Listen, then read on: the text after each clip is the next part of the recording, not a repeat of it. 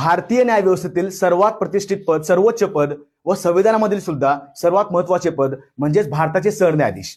मित्रांनो, नुकतंच 53वे सरन्यायाधीश म्हणून न्यायमूर्ती सूर्यकांत यांनी सध्या पदभार ग्रहण केलेला आहे.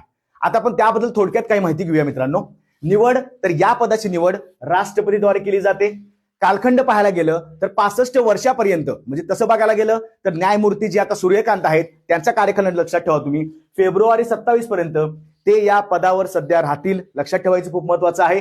शपथ सुद्धा राष्ट्रपतीद्वारे दिली जाते आणि त्याचबरोबर जर सरन्यायाधीशांना राजीनामा सुपूर्द करायचा असेल तर तो सुद्धा त्यांना राष्ट्रपतीकडे सुपूर्द करावा लागतो. म्हणजे तिन्ही ठिकाणी लक्षात ठेवायचं, राष्ट्रपती महत्वाची व्यक्ती आहे. त्यानंतर आता जे न्यायमूर्ती सूर्यकांत आहेत सरन्यायाधीश, त्यांच्या संदर्भात आपण थोडक्यात माहिती घेऊया. मित्रांनो, तसं पाहायला गेलं ते मूळचे आहेत हिसार या ठिकाणचे, जे हरियाणा राज्यामध्ये स्थित आहे.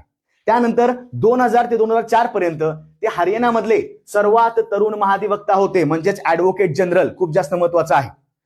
त्याचबरोबर 2004 मध्ये पंजाब व हरियाणा उच्च न्यायालयाच्या न्यायाधीशपदी त्यांची नियुक्ती झाली होती.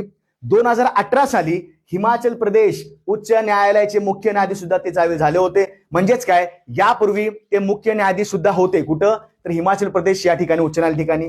त्यानंतर 2019 पासून मात्र सर्वोच्च न्यायालयामध्ये ते न्यायाधीश पदावर विराजमान झालेले आहेत. आणि 24 नोव्हेंबर म्हणजे आजपासून ते जवळपास फेब्रुवारी 27 पर्यंत ते भारताचे सरन्यायाधीश, कितवे तर 53वे सरन्यायाधीश म्हणून ते सध्या कार्यरत असणार आहेत. तर मित्रांनो, व्हिडिओ कसा वाटला नक्की सांगायचं आहे.